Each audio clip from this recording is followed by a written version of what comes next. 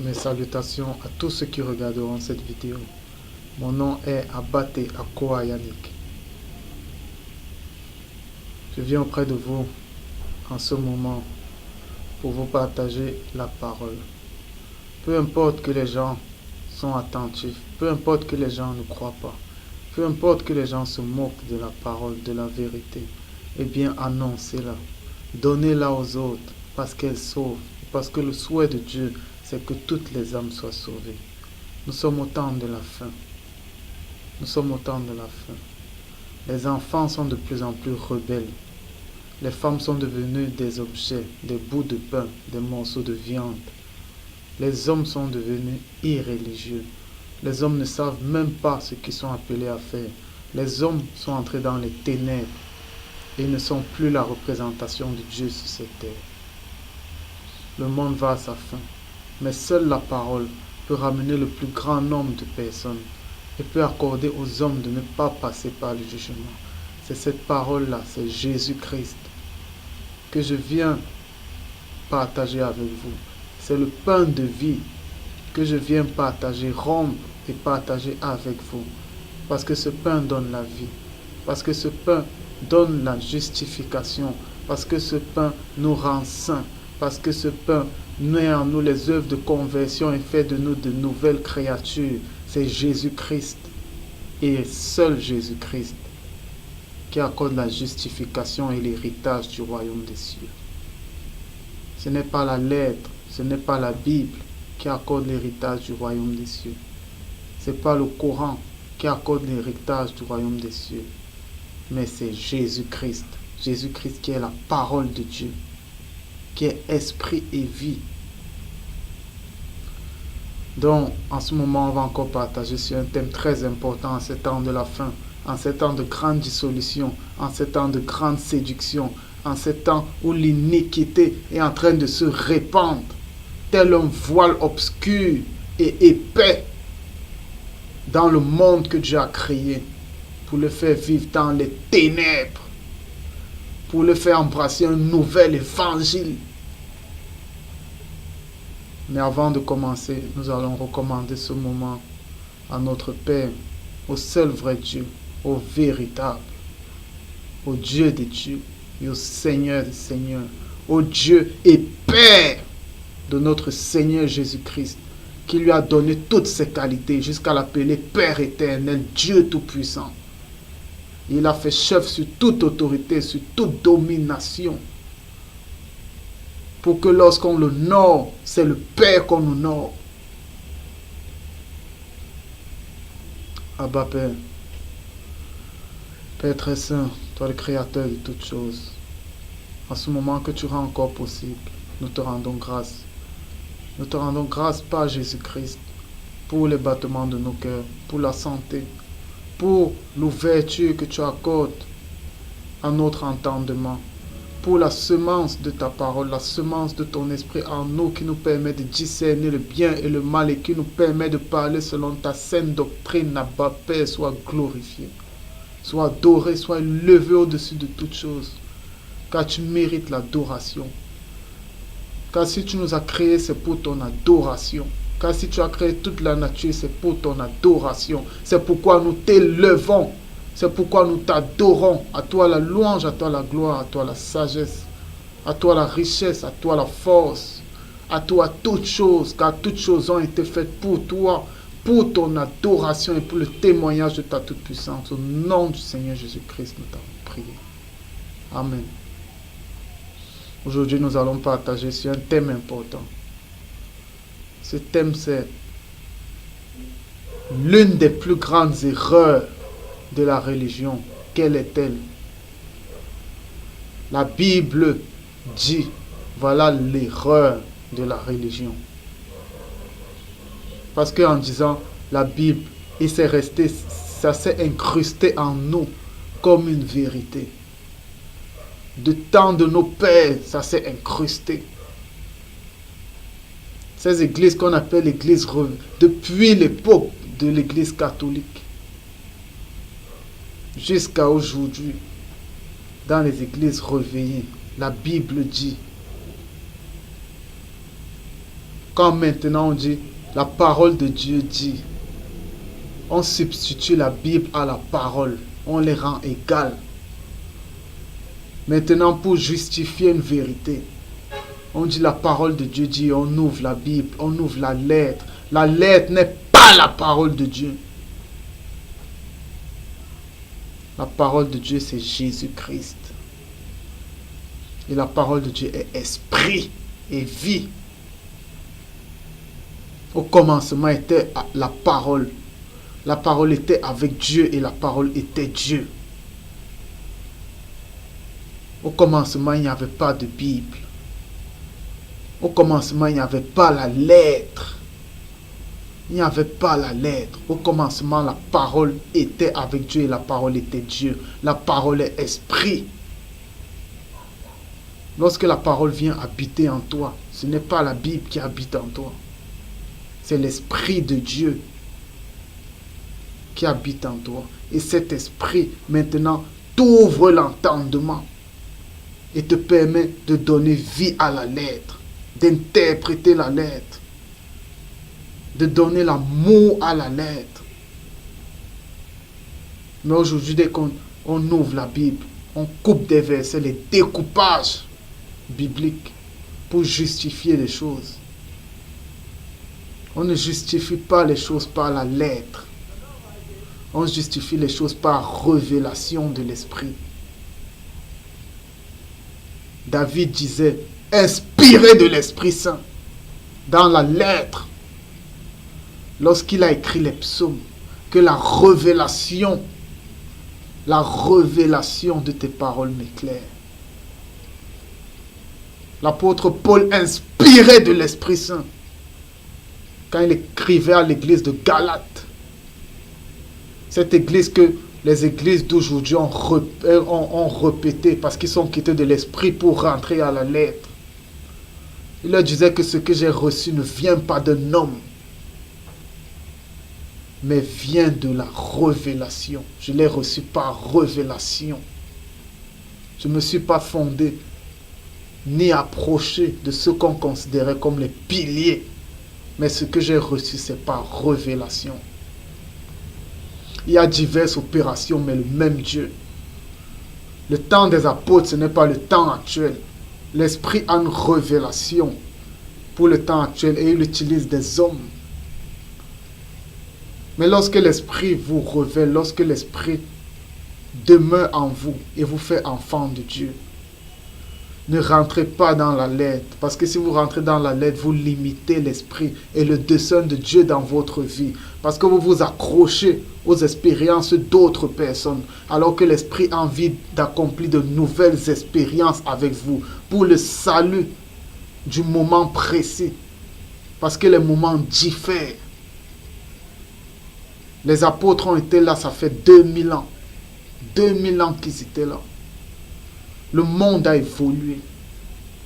Les apôtres n'avaient pas les téléviseurs, ils n'avaient pas cette technologie. Ils ne connaissaient pas les avions. Ils ne connaissaient pas ces choses. De nos jours, la technologie a évolué, la science a évolué. Les mentalités ont évolué. Le monde est connu, l'évangile a fait le tour du monde. C'est une prophétie qui se réalise et qui s'est réalisée. À l'époque des apôtres, l'évangile n'était pas arrivé en Afrique. Il n'y avait pas l'évangile en Afrique. Les Africains rendaient culte aux anges, à l'ange de la forêt. Ils étaient animistes. À l'ange du vent. Ils rendaient culte aux anges. Mais l'évangile est arrivé, ils ont connu la parole. Ils ont connu Christ. Non pas à la lettre, mais par l'Esprit qui est venu en eux et qui a ouvert leurs yeux, qui les a permis de connaître la vérité. L'évangile, ce n'est pas la lettre. L'évangile, c'est renoncer à soi-même. C'est mourir pour soi-même. C'est mourir selon ce monde. C'est abandonner ses convoitises. Abandonner tout. Abandonner ses projets. Que ce soit des projets de mariage, que ce soit des projets de construction, que ce soit des projets d'émancipation de toutes sortes. Abandonnez l'argent mal acquis. Abandonnez les mauvaises richesses. Résistez aux mauvaises pensées. Résistez à ces mauvais désirs. C'est là où tout commence. Être un instrument sans vie. Quelqu'un qui ne vit plus ne peut plus convoiter. C'est là où tout commence. Et après ça, on invoque le nom de Christ. On invoque Jésus-Christ. C'est un nom puissant. C'est un nom qui fait trembler les cieux, trembler la terre. On ne vous demande pas de réciter l'évangile. Si vous avez renoncé à vous-même, alors à ce moment précis, invoquez le nom de Christ. Et il viendra.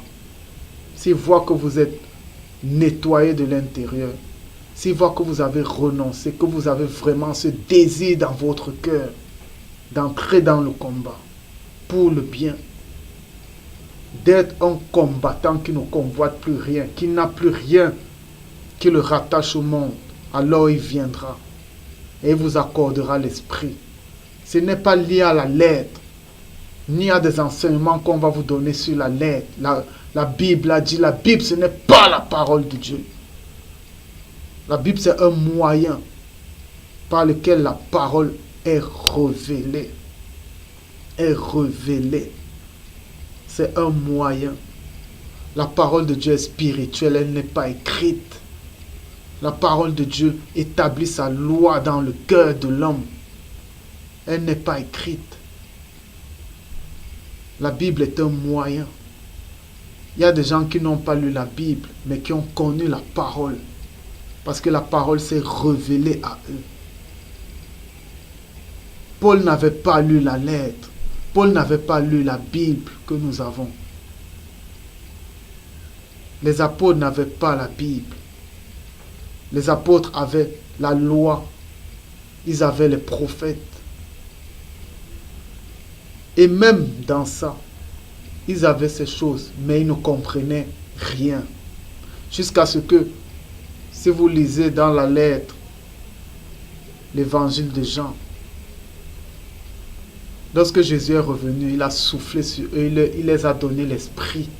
Et l'esprit a ouvert leur esprit d'homme.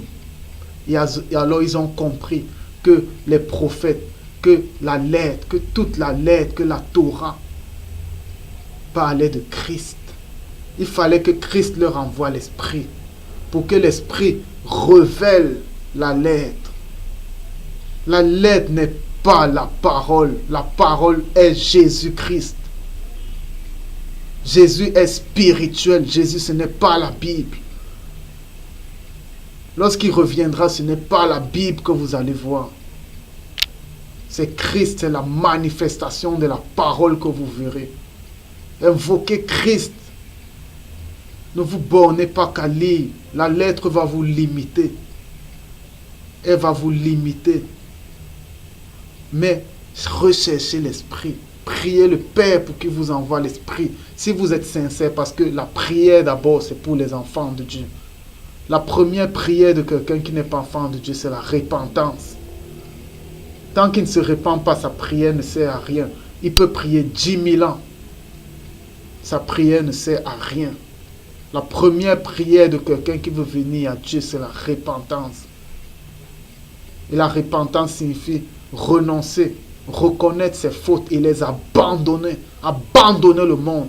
Abandonnez ce qui vous retient au monde. Abandonnez la musique mondaine. Abandonnez la cigarette. Abandonnez l'ivrognerie. Abandonnez l'impudicité, la fornication, les relations sexuelles hors mariage. Abandonnez les mauvais désirs. Convoiter une femme dans la tête. Avoir des relations avec elle dans la tête. Abandonnez ces choses.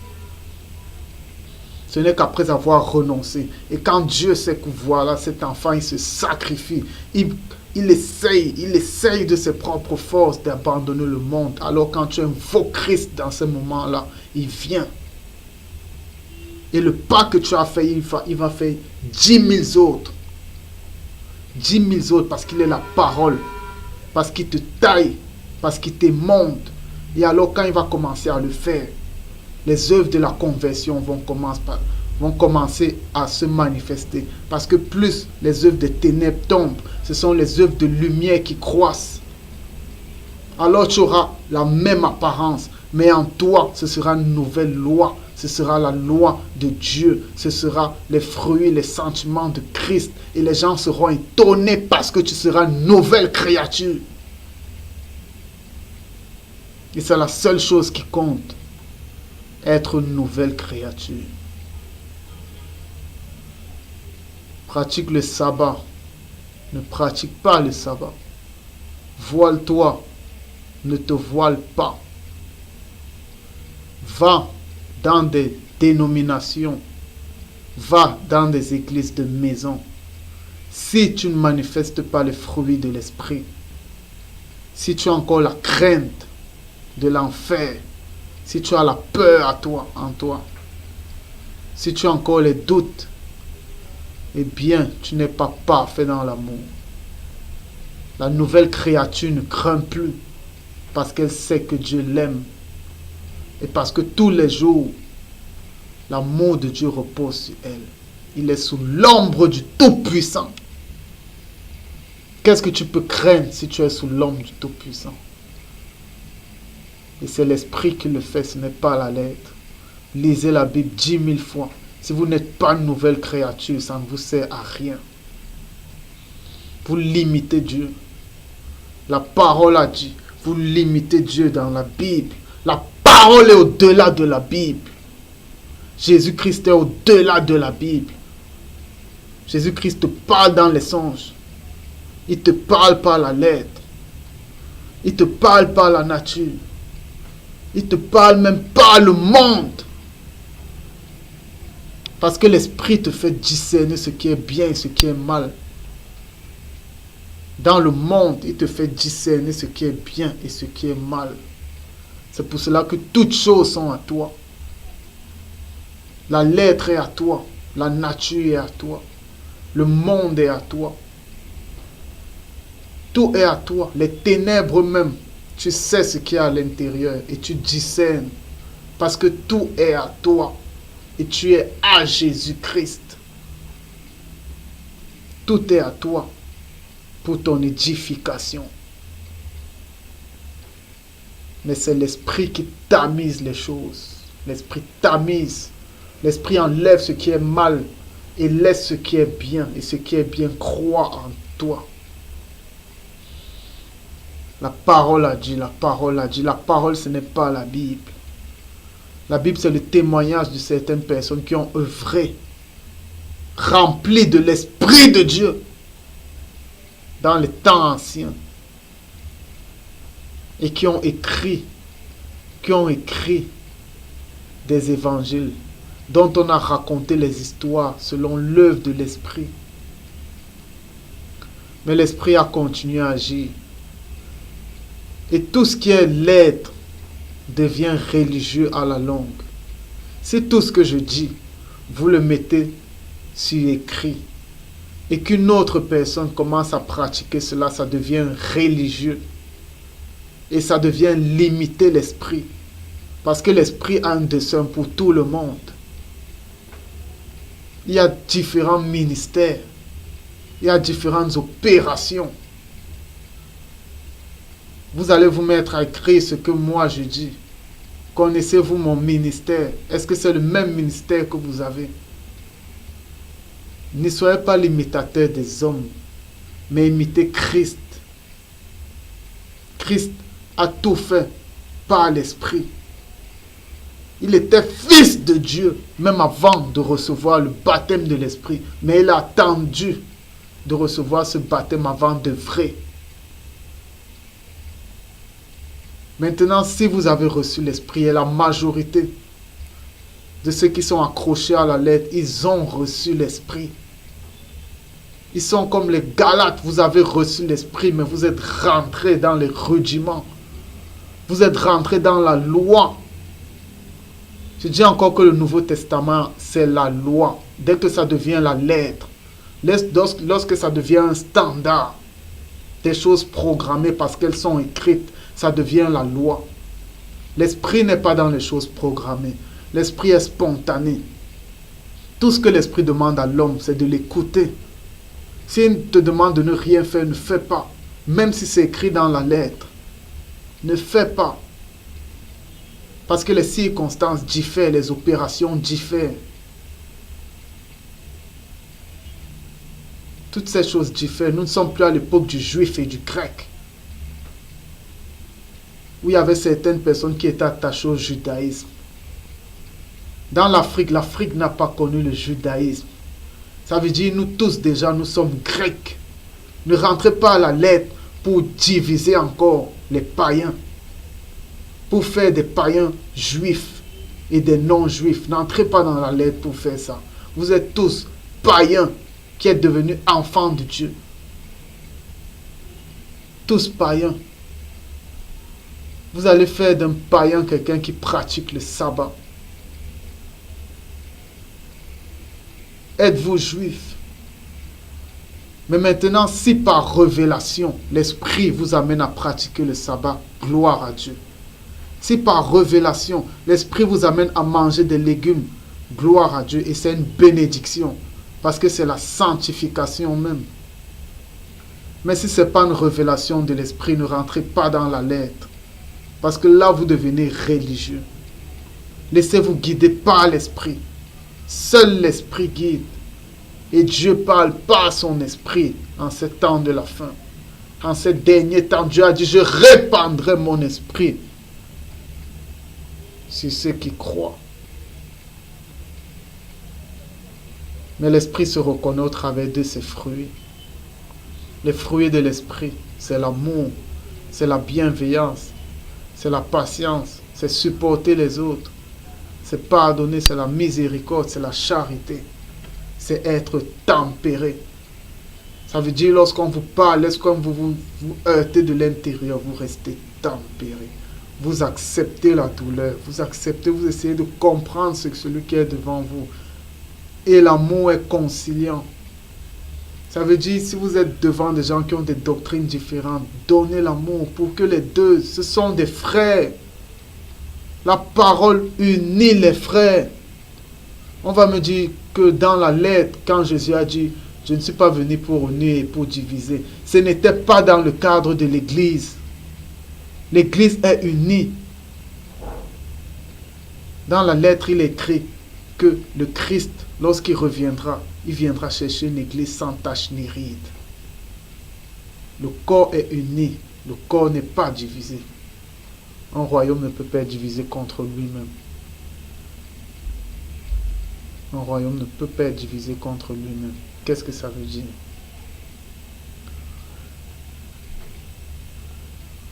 Ça veut dire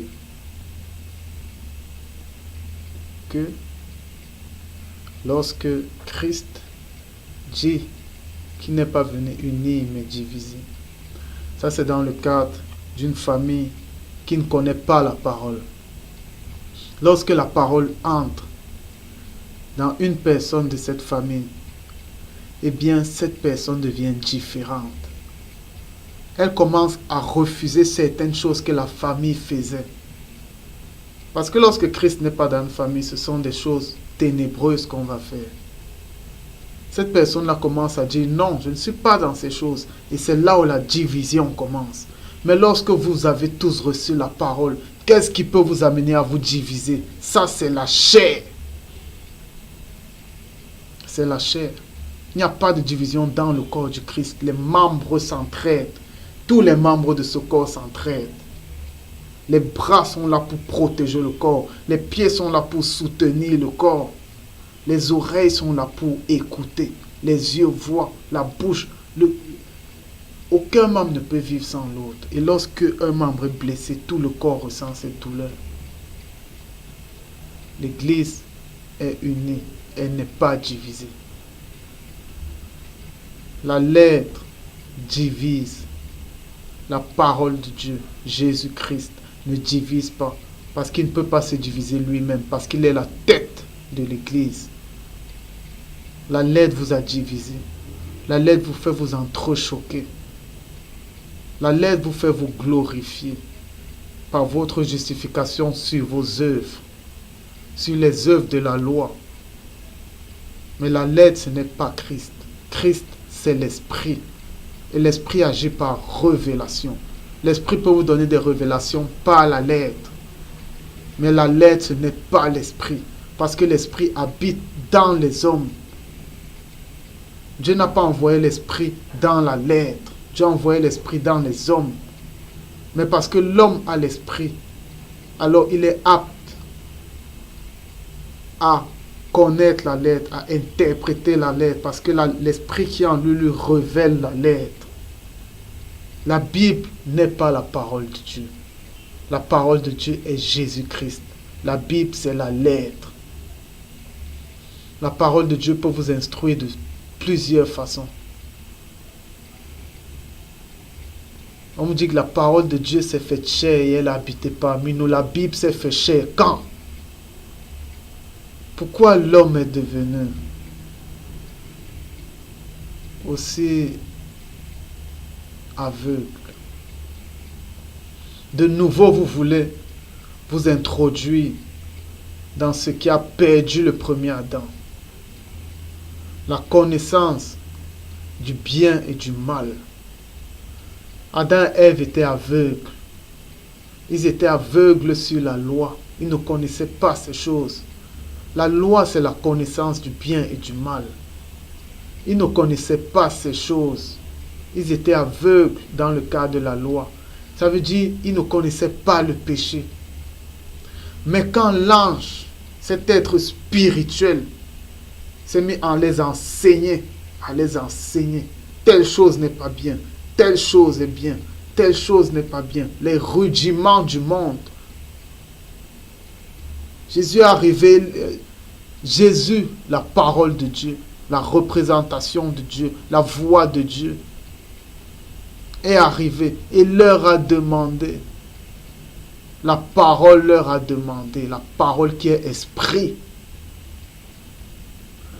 Qui vous a appris ces choses, appris, apprentissage, enseigné, donné une connaissance? Qui vous a appris ces choses? C'était cet esprit spirituel qui leur avait appris ces choses. Et ils ont croqué aux fruits de la loi. Ils ont connu le péché. Ils ont connu leur chair. Parce que lorsque tu connais le mal, tu te rends compte que ta chair pêche. Ils ont connu cela. Et ils ont ouvert leurs yeux. Aujourd'hui encore, vous avez reçu l'esprit. L'esprit vous a fait redevenir les Adams que vous étiez avant. Vous avez été joyeux lorsque l'esprit est arrivé. Vous avez connu l'amour de Dieu.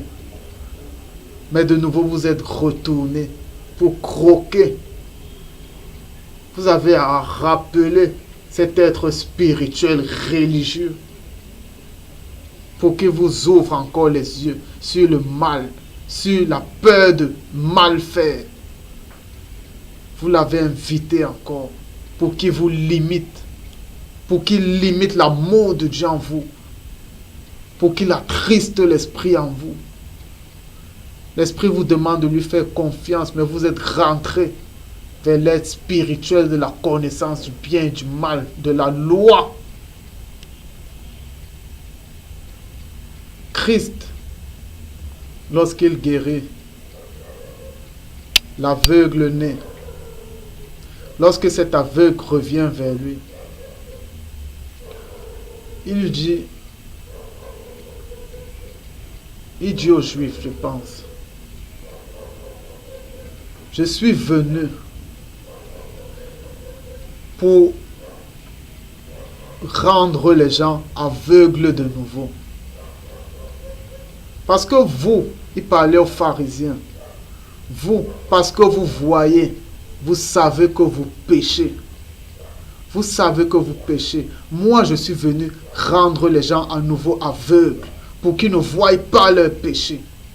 Je suis venu pour qu'ils ne connaissent plus la loi. Je suis venu pour qu'ils croient par la foi qui est agissante dans l'amour. Le commandement par excellence, c'est l'amour. Quand Christ vient, quand Christ vient, il revient pour te faire aveugle. Tu es aveugle. La foi est une croyance aveugle. C'est une assurance. Tu es aveugle de toutes choses. Tout ce que tu vois devant toi, c'est Christ. Ça veut dire que tu es aveugle des réalités. Tu es aveugle de je fais ou je ne fais pas, ou tout ça. Je suis aveugle de l'enfer. Ça ne me concerne pas. Tout ce que je vois, c'est Christ. C'est une ferme assurance aux choses qu'on ne voit pas. Je ne vois pas la parole, mais je la ressens. Et je n'ai aucune autre assurance. La lettre, si Dieu veut m'accorder une révélation par rapport à elle, alors lui-même me dirigera par son esprit. Mais je ne fais pas de la lettre mon Dieu. Parce que dire que la lettre c'est la parole, c'est faire de la lettre Jésus-Christ. Et ça c'est un autre évangile. Parce qu'il n'y a qu'un seul Seigneur Jésus-Christ. On n'a pas dit qu'il n'y a qu'un seul Seigneur qui est la Bible. Un seul Seigneur Jésus-Christ. Un seul esprit. Un seul. Et l'esprit, la parole c'est l'esprit. La parole dit, ça veut dire l'esprit dit. Ne limitez pas l'esprit à une période de temps. Ce que l'esprit a dit à cette période, ce n'est pas la même chose que l'esprit dit aujourd'hui. Il y a diverses opérations. L'esprit agit de diverses façons. Divers dons, divers ministères. Parce que les temps changent. C'est comme un jeu d'échecs. Il y a de nouvelles choses qui s'ajoutent. Il y a de nouvelles données qui s'ajoutent. Les progrès scientifiques, les mœurs qui évoluent. Tout ça, ça s'ajoute. Il y a encore des temps où les Noirs ne s'habillaient pas. Aujourd'hui, on s'habille. Des choses s'ajoutent. Mais alors, l'Esprit agit également avec les enfants de Dieu d'une nouvelle façon pour impacter les hommes et pour le salut des hommes. La lettre ne compte pas. Ce qui compte, c'est le salut des hommes. Ce qui compte, c'est d'être une nouvelle créature. Lis la Bible, récite la Bible, pratique la lettre. Mais si tu n'es pas une nouvelle créature, ça ne te sert à rien. Si tu as toujours peur de l'enfer, eh bien, ça ne te sert à rien. Si tu passes ton temps à diviser les gens, eh bien, ça ne te sert à rien. Si dans ton cœur, tu as de l'amertume pour ton frère, ça ne sert à rien. Parce que le frère aime. Quand vous ayez des convictions différentes, quand tu vois les sentiments, quand tu vois le cœur de Christ chez un autre, qu'il soit catholique, bouddhiste, musulman, et même dans le monde, quand tu vois le cœur de Christ, eh bien, tu vas l'aimer. Parce que tu vas voir la présence de Christ en lui.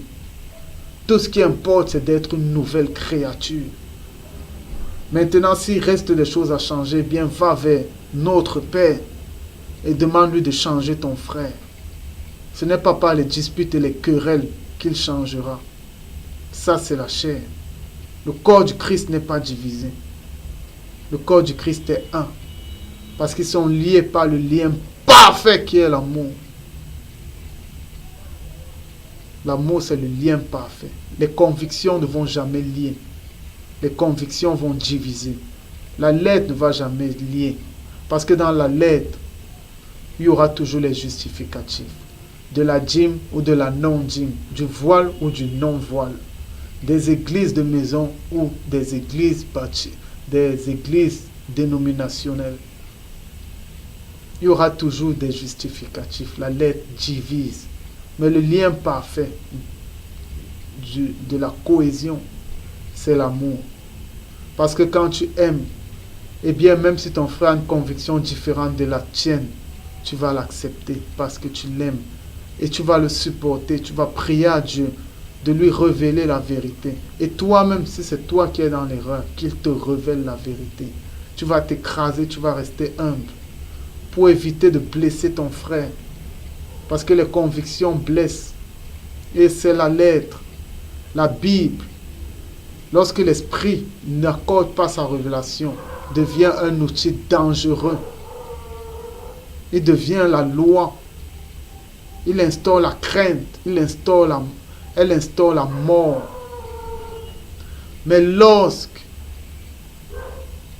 c'est une révélation de l'esprit, eh bien la lettre édifie. Elle édifie, mais tant qu'il n'y a pas l'esprit, tout est mort. C'est dans l'homme que l'esprit se trouve et c'est l'homme qui enseigne la lettre. La lettre n'enseigne pas l'homme. La lettre n'enseigne pas l'homme. Lorsque vous voulez parler de la Bible, dites la lettre dit. Ne dites pas la parole de Dieu. La parole de Dieu, c'est Jésus-Christ. La parole de Dieu est esprit et vie. Dites la lettre dit. La lettre dit. Vous ne savez même pas ce que c'est que la Bible. Religieux.